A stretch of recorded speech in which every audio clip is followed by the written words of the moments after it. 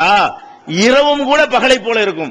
நான் விட்டுட்டு போன பாதையில இருட்டு, ஒரு பாதையில இருட்டு வரும்ல இல்லையா, ஒரு பாதை என்று வைத்துக் கொண்டீர்களே, ஆனால் பாதி நேரம் அந்த பாதை வெளிச்சத்தை சந்திக்கும், இன்னொரு பாதி நேரம் இருட்டை சந்திக்கும். அவ பகல்ல அந்த பாதை கரெக்டா தெரிஞ்சாலும் ராத்திரில அந்த பாதை சரியா தெரியாம போயிடும். வெள்ள பாதையா இருந்தா கூட அது இருட்டுல இருளடைஞ்சு போச்சுன்னு சொன்னா நமக்கு சரியா பார்க்க இயலாது. நபிகள் நாயகம் ஸல்லல்லாஹு அலைஹி வஸல்லம் சொல்றாங்கன்னு கேட்டா, நான் உன்னை வெள்ளை வெள்ளையர் என்ற பாதையில் உங்களை எல்லாம் விட்டுட்டு செல்றேன், லைலுஹா கநஹாரிஹா, அதனுடைய இரவும் பகலை போல இருக்கும். ராத்திரில என்னுடைய பாதையில் நீங்க போனாலும் பளிச்சுன்னு இருக்கும், சோடியம் விளக்கு போடப்பட்ட மாதிரி இருக்கும், எங்க பார்த்தாலும் வெள்ளை வெள்ளையர் வெளிச்சமா இருக்கும் பொழுது பகல்லையும் வழி தவறதுக்கு இடம் இல்ல, ராத்திரிலையும் வழி தவறதுக்கு இடம் இல்ல. அப்படி இடத்துலயாக நான் உங்களை விட்டுட்டு போறேங்கிறாங்க. அப்ப நபிகள் நாயகம் ஸல்லல்லாஹு அலைஹி வஸல்லம் அவர்கள் நம்மளை எந்த பாதையில் விட்டு சென்றார்களோ, சஹாபாக்களை எந்த பாதையில் விட்டு சென்றார்களோ அந்த பாதை பளீர் என்று பிரகாசிக்கக்கூடிய பாதை. அவ பிரகாசிக்கக்கூடிய பாதையில் அவர்கள் விட்டு சென்றிருக்கும் பொழுது நம்ம ஏன் தடுமாறுறோம்? ஒரு ஊசி கிடந்தா எல்லாரும் ஊசி தானே சொல்லுவோம். பாதை தெளிவாக இருந்தால், வெளிச்சமாக இருந்தால் மைக்குன்னு சொல்லுவோமா, வேற மாதிரி சொல்லிடுவோமா? சட்டையை சட்டன் தான் சொல்லுவோம். வெளிச்சம் சரியாக இருக்குமே ஆனால் சட்டையை சட்டன் தான் சொல்லுவோம், பேனாவை பேனான்னு தான் சொல்லுவோம். அது மாதிரி எந்த பொருளை பார்க்கிறோமோ அந்த பொருளை அனைவரும் ஒரே பொருளாக பார்ப்போம். எப்ப வெளிச்சம் சரியாக இருக்கும் பொழுது. அப்ப ஏன் நீங்க ரெண்டு கருத்தா போறீங்க? உங்களுக்குள்ள சண்டை. ஒரு ஆளுக்கு சுண்ணத்தா உள்ளது இன்னொரு ஆளுக்கு சுண்ணத்து இல்லாம ஏன் போகுது? ஒரு ஆளுக்கு கடமைங்கிற ஒரு ஆள் கடமை இல்லாம எப்படி போகும்? ஒரு ஆளுக்கு ஹராமா இருந்து இன்னொரு ஆளுக்கு ஹராம் இல்லாம எப்படி போகும்? ஹராம்னா எல்லாருக்கும் ஹராமா தான் போகும், ஹலால்னா எல்லாத்துக்கும் ஹலாலா தான் போகும், கடமைன்னா எல்லாத்துக்கும் கடமைன்னு தான் ஆகும், கடமை இல்லைன்னா எல்லாத்துக்கும் கடமை இல்லைன்னு தான் ஆகும். அப்ப அப்படி நபிகள் நாயகம் ஸல்லல்லாஹு அலைஹி வஸல்லம் அவர்கள் நம்மளை வெள்ளை வெள்ளையர் என்ற பாதையில் விட்டு செல்றாங்க. இப்ப நம்ம கவனிக்க வேண்டிய விஷயம் என்ன? குர்ஆனும் தெள்ள தெளிவானது, நபிகள் நாயகம் ஸல்லல்லாஹு அலைஹி வஸல்லம் அவங்களுடைய போதனைகளும் தெள்ள தெளிவானது. அது ஜவாமி ரசூல் ஸல்லல்லாஹு அலைஹி வஸல்லம் சொல்றாங்க, ஊதீது பி ஜவாமில் கலிமி, எனக்கு அல்லாஹ் தந்திருக்கிறான், மற்ற நபிமார்களுக்கு கொடுக்காத ஒரு சிறப்பை தந்திருக்கிறான், அப்படி வட்டுருக்கமாக பேசக்கூடிய பேச்சாற்றலை எனக்கு தந்திருக்கிறான். ரசூலுல்லாஹி பாராட்டி தன்னைத்தானே பாராட்டிக்கிறாங்க. எப்படி? அல்லாஹ் எனக்கு தந்திருக்கிறான், இந்த உளரக்கூடியவனா நான் வரல, சொன்னா அப்படி தெளிவா கரெக்டான வார்த்தையை போட்டு எந்த இடத்தில் எந்த வார்த்தையை போடணுமோ அந்த இடத்தில் அந்த வார்த்தையை போட்டு பேசக்கூடிய ஆற்றலை அல்லாஹ் எனக்கு தந்திருக்கிறான் என்று நபிகள் நாயகம் ஸல்லல்லாஹு அலைஹி வஸல்லம் அவங்களே சொல்றாங்க.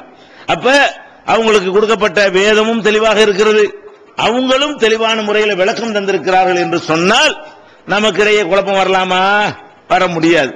ரெண்டு கருத்து வரலாமா? வர முடியாது. அப்புறம் என்ன? கடைசியா ஒரு சந்தேகம் வரலாம். நபிகள் நாயகம் குர்ஆன்ல உள்ள விஷயங்களும் நபிகள் நாயகம் ஸல்லல்லாஹு அலைஹி வஸல்லம் அவர்கள் மூலமாக நமக்கு வழங்கப்பட்ட விஷயங்களும் சேர்த்து முழு மார்க்கமாக நமக்கு கிடைத்து விட்டதா? ஒரு பகுதி அல்லாஹ் சொல்லி ஒரு பகுதியை விட்டுட்டானா? அப்ப கூட கருத்து வேறுபாடு வரலாம். பாதி அல்லாஹ் சொல்லிட்டு பாதியை சொல்லாம விட்டுருந்தான்னு வைங்க, அப்ப அந்த பாதியை நம்மளா முடிவு செஞ்சோம் என்றால் சண்டை வர வாய்ப்பு இருக்கிறது. நபிகள் நாயகம் ஸல்லல்லாஹு அலைஹி வஸல்லம் அவர்கள் முழுமையான மார்க்கத்தை தராம பாதி மார்க்கத்தை தந்துட்டு, முக்காவாசி மார்க்கத்தை தந்துட்டு, காவாசியை உன் இஷ்டத்துக்கு பண்ணிக்க என்று விட்டுட்டு போயிருந்தார்களே, ஆனால் நம்ம இஷ்டத்துக்கு பண்ணும்போது சண்டை வந்துடும். அதாவது குர்ஆன்ல அல்லாஹ் பாதி விஷயத்தை சொல்லிவிட்டு, இவ்வளவு நான் சொல்லிவிட்டேன், மீதி பாதி நீங்க உங்க இஷ்டத்துக்கு பண்ணிக்கிறீங்கன்னா என்ன செய்வோம்? இவர் இஷ்டத்துக்கு இவர் செய்வார், இவர் இஷ்டத்துக்கு இவர் செய்வார், ஏன் இஷ்டத்துக்கு நான் செய்வோம், மூணா போயிருவோம். அப்ப நம்ம இஷ்டத்தில் எதையாவது அல்லாஹ் விட்டிருந்தான் என்று சொன்னால் அப்ப கூட சண்டை வர வாய்ப்பு இருக்கிறது. அல்லாஹ் பாதி மார்க்கத்தை தந்திருக்கிறான், முக்காவாசி மார்க்கத்தை தந்திருக்கிறான், முக்கால் ரக்கியாவாசி மார்க்கத்தை தந்திருக்கிறான். அல்லாஹ் குர்ஆன்ல சொல்லி காட்டுகிறான், அல் யௌம அக்மல்து லக்கும் தீனக்கும், இன்றைய தினம் உங்களுடைய மார்க்கத்தை உங்களுக்கு நான் முழுமைப்படுத்தி தந்து விட்டேன். அல்லாஹ் சொல்றான் குர்ஆன்ல, உங்களுக்கு நான் தந்திருக்கிறேனே இதான் ஃபுல், இதுக்கு மேல இடம் இல்ல. ஃபுல்னா என்ன அர்த்தம்? ஒரு கிளாஸ் நிறைஞ்சிருச்சுன்னு சொன்னா அப்புறமேல ஒரு சொட்டு கூட விட முடியாது. சொட்டு விட்டா இருக்கிற சொட்டு வெளியே போயிடும். அப்ப இல்லாத ஒண்ணு உள்ள நுழைச்சா இருக்கிற ஒண்ணு வெளியேறி போயிடும். அப்ப அல்லாஹ் என்ன சொல்லி காட்டுறான்? அல்யோம் அக்மல் துலக்கும் தீனக்கும், உங்களுக்கு இந்த மார்க்கத்தை நான் பூர்த்தி செய்து தந்திருக்கிறேன். அப்ப இந்த மார்க்கம் முழுமையாக நமக்கு தரப்பட்டிருக்கிறது, எதுவும் விடவே இல்லை. எந்த அளவுக்கு இந்த வசனத்தை பற்றி நமக்கு விளங்கல இதனுடைய முக்கியத்துவம். ஒரு யூதர் நபிகள் உமர் ரலியல்லாஹு அன்ஹு அவர்கள்ட்ட சொல்றாரு, ஒரு யூதருக்கு விளங்குது. என்ன சொல்றாரு?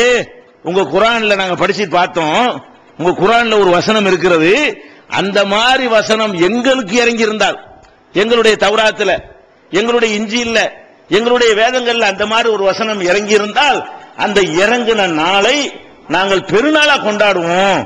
அப்படி ஒரு சூப்பரான ஒரு வசனம் உங்களுக்கு மட்டும் தான் கிடைச்சிருக்குங்கிறாரு. ஒரு யூதர் வந்து உமர் ரலியல்லாஹு அன்ஹு அவங்கள்ட்ட சொல்றாரு, உங்க குர்ஆனை நாங்க வாசிச்சு பார்த்தோம், அதுல ஒரு ஆயத்து இருக்கிறது, அந்த ஆயத்தை பார்த்தோம்னு சொன்னா இந்த மாதிரி ஒரு ஆயத்து நமக்கு இல்லையே, நம்ம வேதத்துக்கு இப்படிலாம் இறைவன் தரலையே என்று நாங்க கவலைப்படுறோம். அது எங்க வேதத்தில் இருக்குமே, ஆனால் அந்த வசனம் அருளப்பட்ட நாளை நாங்கள் பெருநாளா கொண்டாடுவோங்கிறார். உமர் ரலியல்லாஹு அன்ஹு கேட்கிறாங்க, அது என்ன வசனம், உங்களுக்கெல்லாம் இல்லாம எங்களுக்கு மட்டும் உள்ள அந்த சிறப்பான வசனம் என்ன? அப்ப உமர் ரலியல்லாஹு அன்ஹு அவர் சொல்றாரு, அல் யௌம அக்மல்து லக்கும் தீனக்கும், இன்றைய தினம் உங்கள் மார்க்கத்தை முழுமையாக்கிட்டேங்கிறாங்க. இதுக்கு மேல என்னங்க வேணும்? எதையுமே குறை இல்லாம, முந்தைய மார்க்கத்தெல்லாம் குறை வச்சானா அல்ல, அதனால மாற்றப்பட்டு போச்சு, திருத்தங்கள் ஏற்பட்டு போச்சு.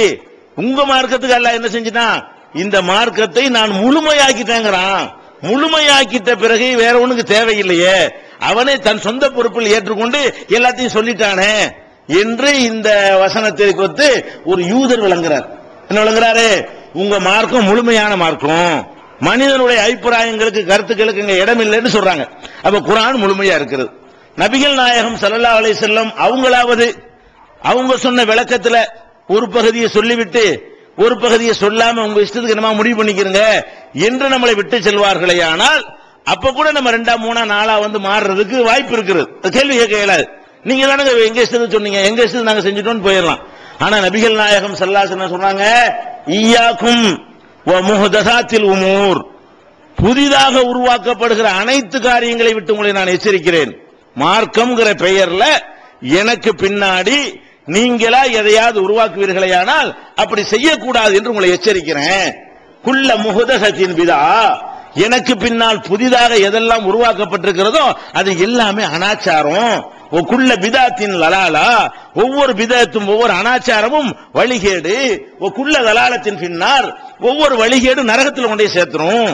அதாவது எனக்கு பின்னாடி நீங்களா உன்னை கண்டுபிடிச்சீர்கள் சொன்ன மார்க்கத்தில் அது வழிகேடு, அது பிதத்து, அது நரகத்தில் சேர்த்துரும் என்று நபிகள் நாயகம் ஸல்லல்லாஹு அலைஹி வஸல்லம் சொல்லி அந்த உரிமையை நம்ம பறிச்சுட்டு போயிட்டாங்க. எந்த உரிமை? நம்மளா என்ன நல்லது நம்மளா முடிவு செஞ்சுக்கலாம், நம்மளா 2 தொழுகை உண்டாக்கிடலாம், நம்மளா 4 நோன்பு உண்டாக்கிடலாம், நம்மளா 2 திக்ர் உண்டாக்கிடலாம், நம்மளா சில வணக்கங்களை ஏற்படுத்திக்கலாம் நம்ம நினைத்தால் அந்த விளையாட்டு வச்சுக்கிறோம். நான் தான் அதை செய்வேன், என்னோட முடிஞ்சிருச்சு எல்லாம், எனக்கு பிறகு நீங்களாக ஏதாவது செஞ்சீர்களே ஆனால் அது வழிகேடு. இன்னும் தெளிவாக ரசூல் ஸல்லல்லாஹு அலைஹி வஸல்லம் சொல்றாங்க, மன் அமில அமலன் லைஸ அலைஹி அம்ருனா ஃபஹுவ ரத்துன், நம்முடைய உத்தரவு இல்லாமல் என்னுடைய கட்டளை இல்லாமல் யாராவது ஒரு அமலை செய்வார்களேயானால் அது ரத்து செய்யப்படும். நீங்க ஒரு நல்ல காரியம் என்று செய்யறதா இருந்தால் அல்லாஹ்வுடைய தூதராக வந்திருக்கிற நான் உங்களுக்கு கட்டளை இட்டிருக்க வேண்டும். நான் கட்டளை இடாம நீங்களா செஞ்சீர்களேயானால் ஃபஹுவ ரத்துன், அது இறைவனால் ஏற்றுக்கொள்ளப்படாது அப்படின்னு சொல்றாங்க. அப்ப ஒரு மனிதன் என்னுடைய உத்தரவு இல்லாமல் என்ன செய்யறாங்க, ஒண்ணு செய்யக்கூடாதுங்கிறாங்க. மன் அஹதத ஃபீ அம்ரினா ஹாதா மா லைஸ மின்ஹு, இந்த மார்க்கத்தில் இல்லாத ஒன்றை யார் புதுசா உண்டாக்குகிறானோ ஃபஹுவ ரத்துன், அது நிராகரிக்கப்படும். இந்த மார்க்கத்தில் இல்லாத ஒன்றை உண்டாக்குனாலும் தப்பு, எவனாவது உண்டாக்கிட்டு வச்சு போனதை நம்ம செயல்படுத்தினாலும் தப்புங்கிறாங்க. முதல்ல சொல்றாங்க, இந்த மார்க்கத்தில் இல்லாத ஒன்றை நீ உண்டாக்குனேன்னு வை, அதுவும் ரத்து செய்யப்படும். எவனாவது உண்டாக்கிட்டு போயிட்டான், நீ செயல்படுத்தினேன்னு வை. மன் அமில அமலன், ஒரு அமலை ஒருவன் செஞ்சால் லைஸ அலைஹி அம்ருனா, என்னுடைய கட்டளை இல்லாத ஒரு அமலை செய்தால் ஃபஹுவ ரத்துன், அதுவும் நிராகரிக்கப்படும். அப்ப நம்ம கவனிச்சு பார்க்கிறோம், குர்ஆன் தெளிவா இருக்கிறது, முழுமையா இருக்கிறது, அதே மாதிரி முரண்பாடு இல்லாமல் இருக்கிறது, முழுசாகவும் இருக்கிறது.